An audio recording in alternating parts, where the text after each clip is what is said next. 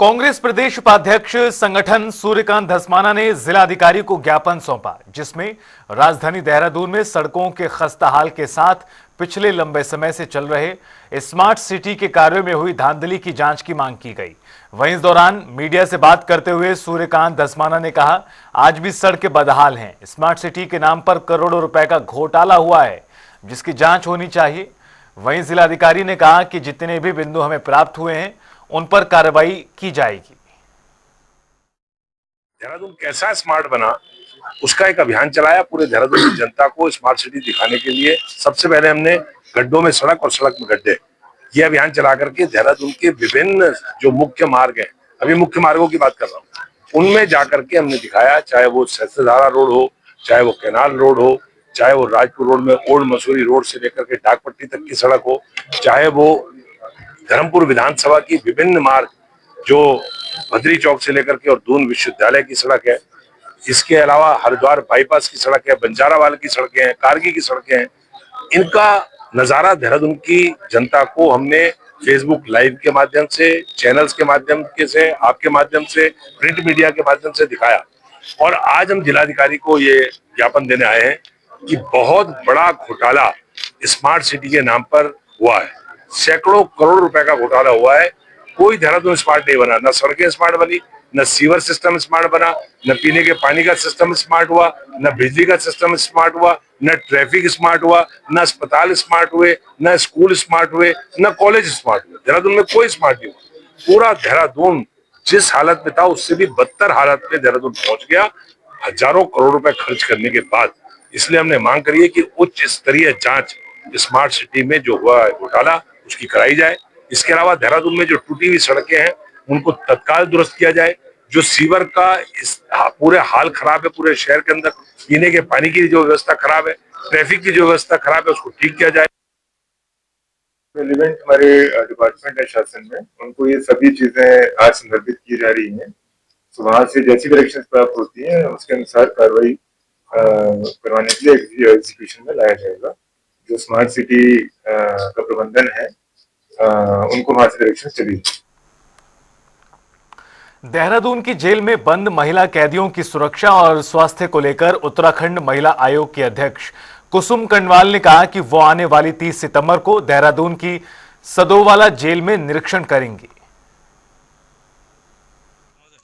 जो हम समय समय पर हम जेल में निरीक्षण भी करते हैं, जेल में महिला कैदियों के साथ हम 1-to-1 भी करते हैं, उनसे पूछते हैं उनका कैसे उनके व्यवस्था पूरी दिनचर्या होती है। इसी को लेके उनके स्वास्थ्य कैंप को लेके या उनका पोषण किस तरह आहार होता है, उस सब को लेके 30 तारीख को हम सुद्धोवाला जेल में एक कार्यशाला करने जा रहे हैं, जिसमें हमारे डॉक्टर्स जा रहे हैं और विभिन्न माध्यम लोग उसमें जा रहे हैं। तो ये भी कि हम आयोग अपनी तरफ से लगा रहता है कि किस तरह से महिलाओं की सुरक्षा, चाहे वो कैदी महिला हो, चाहे वो आम वैसी महिला हो, तो सुरक्षा को लेके महिला हमेशा ही तैयार रहता है। और रुकेंगे यहां पर एक छोटे से ब्रेक के लिए, फौरन हाजिर होंगे।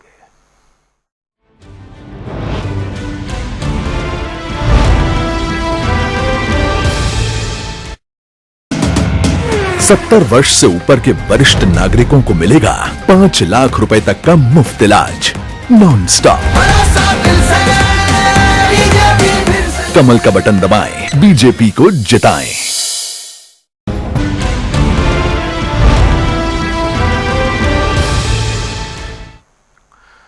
डीजीपी अभिनव कुमार कुमाऊं दौरे पर हल्द्वानी पहुंचे और जनता की समस्याओं के बीच जनसंवाद कार्यक्रम में हिस्सा लिया, जिसमें उन्होंने जिले में कानून व्यवस्था, महिला अपराध, नशे के बढ़ते मामलों समेत कई अन्य समस्याओं के बारे में विस्तार से बात की।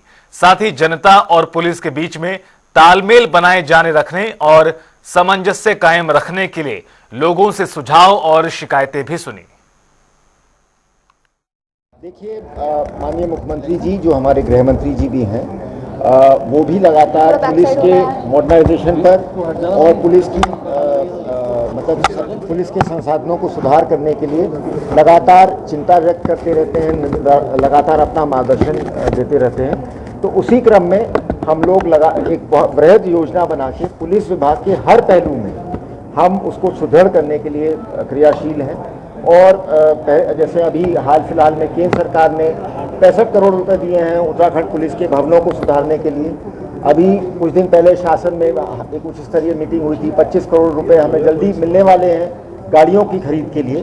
तो इस तरह से चाहे वो गाड़ियां हो, चाहे वो भवन हो और चाहे टेक्नोलॉजी हो, पुलिस विभाग के हर क्षेत्र में हम लोग लगातार इंफ्रास्ट्रक्चर को इम्प्रूव करने की कोशिश कर रहे हैं। खटीमा में बीजेपी कार्यकर्ताओं का एक प्रतिनिधि मंडल बाढ़ आपदा से संबंधित चेक के वितरण में हो रही देरी पर नाराजगी जताता नजर आया और एसडीएम रविंद्र सिंह बिष्ट से मिलकर जल्द से जल्द सहायता राशि का चेक वितरण करने की मांग की। वहीं एसडीएम ने आश्वासन देते हुए कहा कि सोमवार तक चेक बांट दिया जाएगा।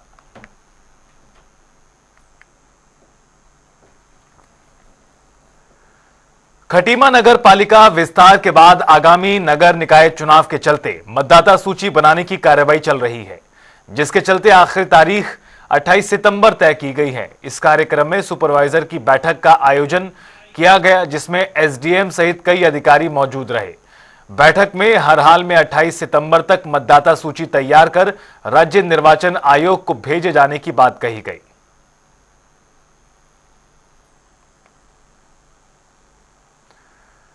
हरिद्वार में मानकों को दरकिनार कर चल रहे कोचिंग सेंटर पर प्रशासन एक्शन मोड में है। छात्रों की सुरक्षा के लिए बनाई गई केंद्र सरकार की गाइडलाइन को लागू करने के लिए राज्य सरकार ने कमेटी बनाई है। हरिद्वार रुड़की विकास प्राधिकरण में कई विभागों के अधिकारियों की कोचिंग सेंटर संचालकों के साथ मीटिंग हुई, जिसमें कोचिंग सेंटर में तमाम चीजों को लेकर बात की गई। उसको और एक और कमेटी बनाई गई थी जो कोचिंग सेंटर में इश्यूज आ रहे हैं हमारे बेसिक जो हैं, जैसे फायर सेफ्टी हो गया, बिल्डिंग लॉस के नियमों का पालन हो गया, उधर उनका रजिस्ट्रेशन हो गया, इंफ्रास्ट्रक्चर फैसिलिटीज़ जैसे पोर्टेबल ड्रिंकिंग वाटर, आपके separate toilet for boys and girls. तो इन विषयों को लेके हमारी एक मीटिंग हुई थी। इस मीटिंग में जो हमारे पास प्रेजेंट थे वो कोचिंग सेंटर 100 से अधिक कोचिंग सेंटर्स को हम लोग फेज़ 1 में ले रहे हैं, जो हमें गाइडलाइंस आई हैं उत्तराखंड सरकार से। और इसमें स्टैगर्ड वे में विल इंश्योर कि जो बेयर मिनिमम फैसिलिटी जो हमें लगता है बहुत ही इसेंशियल्स हैं, वो हम एक टाइम बाउंड प्रक्रिया के अनुसार उसमें हम लोग इसको फॉलोअप कराएंगे कि वो इंश्योर करें कि वो फैसिलिटीज़ वहाँ प्रेजेंट हो जाए। एंड इसको हम लोग अब एक एक्शन प्लान बनाएंगे, उसका इम्प्लीमेंटेशन फिर करेंगे। रुड़की में पुरानी पेंशन बहाली की मांग को लेकर कर्मचारियों ने आक्रोश मार्च रैली निकाली, जिसमें सभी विभागों के कर्मचारी मौजूद रहे। आपको बता दें कि कर्मचारियों की ओर से अपनी मांगों को लेकर जॉइंट मजिस्ट्रेट को ज्ञापन भी दिया गया। हमारा ओपीएस मेन मुद्दा है और सरकार कोई भी हो, हमारा उससे कोई मतलब नहीं। मतलब है हमें अपनी ओपीएस से। जिस तरीके से सरकार सांसद या हमारे विधायक लोग भी अपनी पेंशन लेते हैं, सर वो क्यों लेते हैं जब उनकी सरकार के द्वारा, जनता के द्वारा चुने जाते हैं। हम तो टेस्ट वगैरह सारी चीज़ें देकर हम इस व्यवस्था में आते हैं, सरकार व्यवस्था में आते हैं, और उसके बाद 30 से 40 साल तक हमारी जॉब करते हैं और उसके बाद भी हम लोगों को पेंशन नहीं मिलती है, जिसकी वजह से सर यही एक हमारे बुढ़ापे की लाठी है, वही हमारा एक सहारा है। अक्टूबर 2007 में एनपीएस लागू की थी, जो कि कर्मचारियों के साथ एक छलावा था।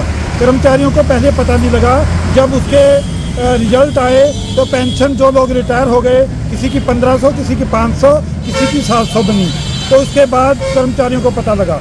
अब जब बहुत ज़्यादा लोग आक्रोश में आ गए कर्मचारी, तो एक रैली हुई अक्टूबर 2023 में, तो वहाँ पर 10 से 15 लाख लोग इकट्ठे हुए और वहाँ पर जो है इस भीड़ की वजह से सरकार की जो सीटें हैं, लोकसभा की सीटें हैं, उसमें अंतर पड़ा। तो इसलिए फिर सरकार ने एनपीएस हटाकर यूपीएस लेके आई। यूपीएस लागू करते हुए किसी कर्मचारी को बीच में रखा नहीं गया, किसी का कोई सुझाव स्वीकार नहीं किया गया। तो यूपीएस भी उसी तरह एक छलावा है जिस तरह एनपीएस था। हम ये चाहते हैं कि हमारी जो गवर्नमेंट है पुरानी पेंशन को बहाल करे, क्योंकि बुढ़ापे की लाठी है पुरानी सी पेंशन।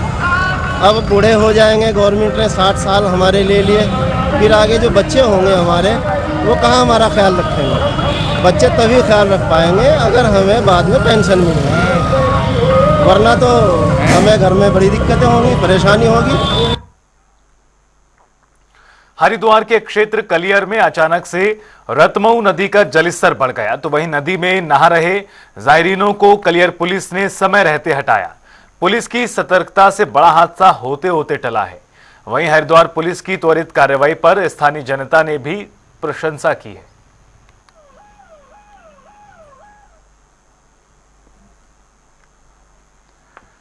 लगभग 1 महीने से काशीपुर के करीब 1 दर्जन जगह पर गुलदार का आतंक देखने को मिल रहा है, जिससे यहां के लोगों में दहशत का माहौल है। वहीं बीती रात कोजसपुर रोड स्थित एक टाइल्स फैक्ट्री में 9 फीट की दीवार फांदकर गुलदार फैक्ट्री के अंदर दाखिल हुआ और उसके बाद गुलदार दीवार फांदकर बस्ती की ओर चला गया। हालांकि फिलहाल कोई जनहानि की खबर नहीं आई है। शहर के अलग अलग कोनों में देखा गया है, जैसे कि कौशाम्बी कॉलोनी में 9 गज़ा कब्रिस्तान की तरफ हो गया, टीले की तरफ हो गया। अब वो तो एक दूर में था, यहाँ अब पूरी आबादी का क्षेत्र है। यहाँ पर काफ़ी घर के में बने हुए हैं, काफ़ी आबादी रहती है। लोग बाग शाम के टाइम हवा कल अच्छी भी चल रही थी, ठंडी हवा चल रही थी, तो लोग बाग अपने घरों के बाहर भी बैठे हुए थे। तो आबादी की तरफ के में अब वो बढ़ रहा है। तो मेरा के में वन विभाग से यही कहना है कि इसको पिंजरा लगाकर जल्द से जल्द के में कहीं ना कहीं इसको पकड़ा जाए। मैं उठा सोकर 3 बजे खन, तो मैंने काम चाय पानी बनाने के लिए उठा, तो मैं बोला लेबर उठाए काम करने को।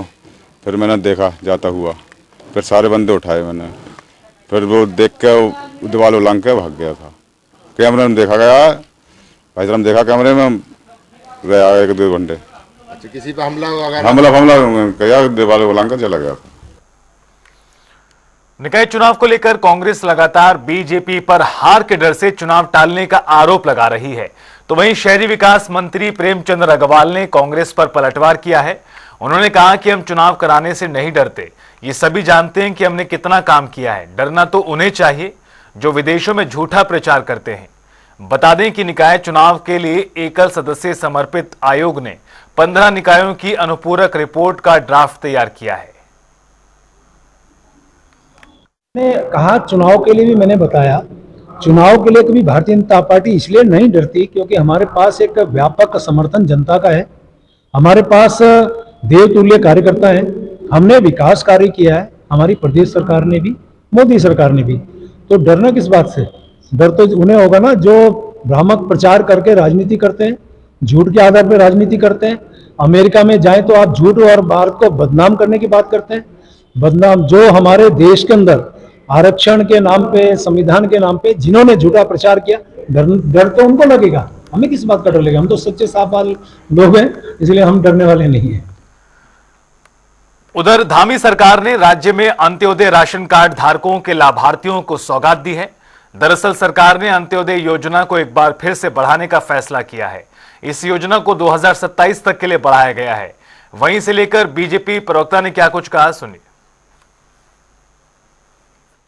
देखिए, अंत्योदय का दर्शन और अंतिम व्यक्ति तक, जो अंतिम पायदान में व्यक्ति खड़ा है, उस तक विकास पहुंचे, इस पर जनसंघ के संस्थापक, भारतीय जनता पार्टी के संस्थापक सदस्य आदरणीय दीनदयाल उपाध्याय जी ने विचार किया था। उनके इस विचार को लेकर के भारतीय जनता पार्टी की तमाम सरकारें, चाहे वो केंद्र की सरकार हो, चाहे स्टेट की गवर्नमेंट हो, तमाम योजनाएं लेकर के आती हैं।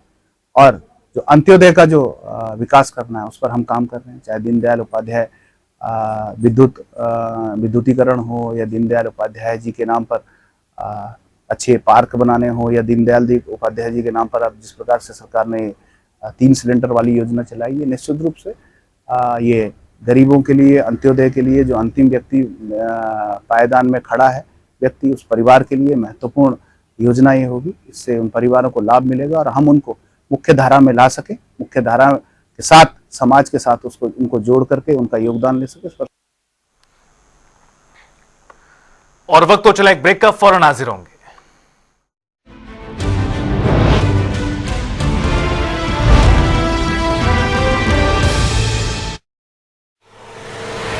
देख रहा है विनोद, मार्केट आन जान के खर्चे की कोई टेंशन ना है, क्योंकि हमने बीजेपी को वोट दिया था। हमारा बस का किराया 0 हो गया। वाह, मजा आ गया। और ये मजा मैं अगले 5 सालों तक पूरे हरियाणा को देना चाहता हूँ, और इसीलिए मैं बीजेपी को ला रहा हूँ। कमल का बटन दबाओ, बीजेपी को जिताओ।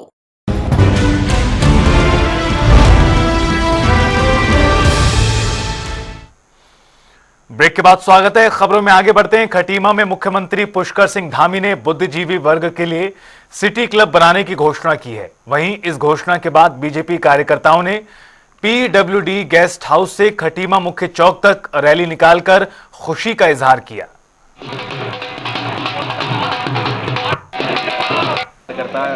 जो खटीमा में सिटी क्लब की एक सौगात माननीय मुख्यमंत्री जी द्वारा दी गई है, उसके उपलक्ष्य में चौराहे पे आतिशबाजी और मिष्ठान वितरण का कार्यक्रम किया और माननीय मुख्यमंत्री पुष्कर सिंह धामी जी को धन्यवाद दिया कि उन्होंने इस खटीमा के विकास में एक मील का पत्थर और दिया है।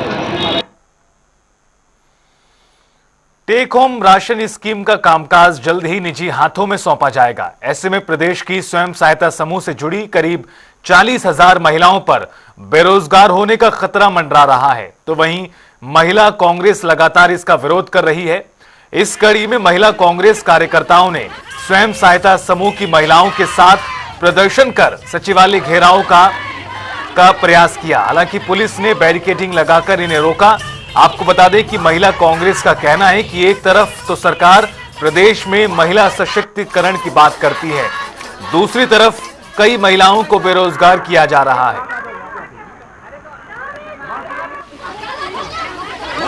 हमारे सरकार में, कांग्रेस की सरकार में जो टेक होम राशन की योजना थी उसको सेल्फ हेल्प ग्रुप से जोड़ा गया था। उससे जो ग्रामीण क्षेत्र और शहरी क्षेत्र में जो महिलाएं थी उनको एक रोजगार का साधन कांग्रेस की सरकार ने दिया। आज 2022 नवंबर में भाजपा की सरकार ने ये बोला महिलाओं को कि इस सरकार भारत सरकार ने बंद कर दी है और इसको एफसीआई को दे दिया, कंट्रोल की दुकान से पौष्टिक आहार, जबकि पौष्टिक आहार में दे रहे थे केवल गेहूं और चावल दे रहे थे, वहां से बंटवारा शुरू करा। अब सचिव उनके डिपार्टमेंट से पता चलता है कि उनकी जो भारत सरकार की उपक्रम है एनसीसीएफ 250 करोड़ का काम बिना किसी टेंडरिंग के उस कंपनी को देने की तैयारी में सरकार है, पहली बात। दूसरा, हमारे प्रदेश की 25,000 महिलाओं से उनका रोजगार छीना जा रहा है क्योंकि सेल्फ हेल्प ग्रुप के माध्यम से वो ये काम नहीं कराना चाहते हैं। उत्तराखंड है, देवभूमि है और बड़ी मुश्किलों से महिलाओं को स्वरोजगार की तरफ हमारी सरकार लेके आई और वो काम शुरू हुआ था। आज अगर हमारे प्रदेश की महिलाओं से उनका स्वरोजगार छीना गया तो आज हमने सचिवालय घेराव किया। ये शुरुआत थी, फिर हमारे पूरे प्रदेश में पत्रकार वार्ता है, उसके बाद हम जिले वाइज एसडीएम और डीएम का घेराव शुरू कर रहे हैं और उसके बाद हम मुख्यमंत्री आवास का घेराव इस मुद्दे पे करेंगे और जरूरत पड़ी तो हम भूख हड़ताल पे ही बैठेंगे। देहरादून डीएम सविन बंसल ने एक नई पहल शुरू की है। दरअसल विभिन्न क्षेत्रों में काम और सर्वेक्षण कर रहे सामाजिक संगठनों और स्वयं सहायता समूहों को प्रशासन से जोड़ने का काम किया जाएगा। इसे लेकर अधिकारी का कहना है कि विभिन्न क्षेत्रों में काम कर रहे संगठन और समूहों के अनुभवों का लाभ जन सामान्य की भलाई में यूज होगा। हमारे ऐसे कई फील्ड्स हैं जो कम्युनिटी ग्रुप्स ही संचालित कर सकते हैं, जिसमें एडमिनिस्ट्रेशन के एफर्ट्स को सप्लीमेंट किया जाना बहुत आवश्यक है। जो हमारे पब्लिक स्पिरिटेड ऑर्गेनाइजेशंस हैं, सिविल सोसाइटी ग्रुप्स हैं, उनका सीधा जुड़ाव रहता है सोसाइटीज़ से, कम्युनिटीज़ से, और उनको प्रॉब्लम का, क्षेत्र का अधिक ज्ञान होता है। तो उनका सपोर्ट लिया जाना, उनका फीडबैक लिया जाना और उनके रिकमेंडेशंस लिए जाने अत्यंत आवश्यक हैं यदि हम अपने प्रोजेक्ट को, अपने इनिशिएटिव को कारगर बनाना चाहते हैं। तो इसी उद्देश्य से कुछ ऐसे ऑर्गेनाइजेशंस को साथ जोड़ने की मुहिम चलाई जा रही है और आगे बहुत ही जल्द हम सभी ऑर्गेनाइजेशंस को एक प्लेटफॉर्म पर लाके एक सेमिनार भी आयोजित करवा रहे हैं।